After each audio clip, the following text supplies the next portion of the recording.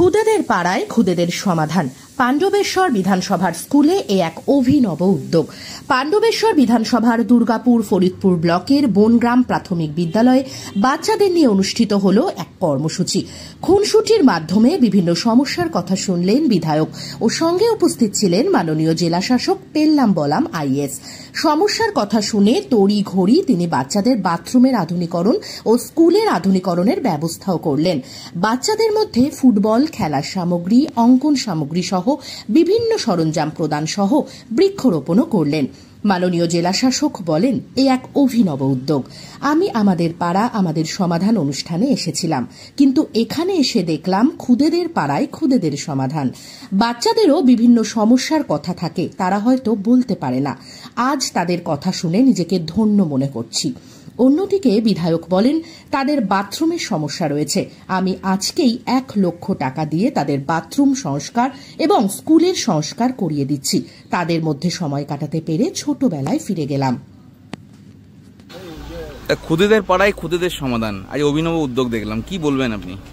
তো এসএস সাহেবকে ধন্যবাদ জানাবো যে মূলত ডিএম সাহেব এসেছিলেন আমাদের পাড়া আমাদের সমাধানে, তার সঙ্গে দুয়ারে সরকার, দুটো প্রোগ্রামে। হঠাৎ বাচ্চারা ডাকলো, ডিএম সাহেবকেও ডাকলেন, আমাকেও ডাকলেন, এবং আমরা এসে অভিভূত হলাম যে বাচ্চারাও দাঁড়িয়ে আছে আমাদের সমাধানগুলো করো বলে। তো এটা যে জনমানসে আমাদের পাড়া আমাদের সমাধান একটা গভীর প্রভাব ফেলেছে, এটা তার প্রমাণ যে বাচ্চারাও চাইছে আমাদের সমাধান আমরা নিজেরা করবো। খুব ছোট ছোট সমাধান ছিল, বড় সমাধান ছিল একটা যে এখানে বাথরুম করি, বাথরুমটা পরিষ্কার করে দিতে হবে, বাথরুমটা ভালো করে করে দিতে হবে। আমি বললাম স্কুলটা রং করিয়ে দেবো, আর বাথরুমটা একদম ঝাঁ চকচকে বাথরুম করে দেবো বাচ্চাদের জন্য। তার জন্য 1 লক্ষ টাকা বিধায়ক ফান্ড থেকে দিচ্ছি, এবং ইমিডিয়েট কাজ শুরু হবে, কাল থেকে কাজ শুরু হবে। খুদেদের পাড়ায় খুদেদের সমাধান, আমরা দেখছি আমাদের পাড়ায় আমাদের সমাধান, এই অভিনব উদ্যোগ খুদেদের পাড়ায় খুদেদের সমাধান, কি বলবেন? এটা খুব ভালো লাগলো।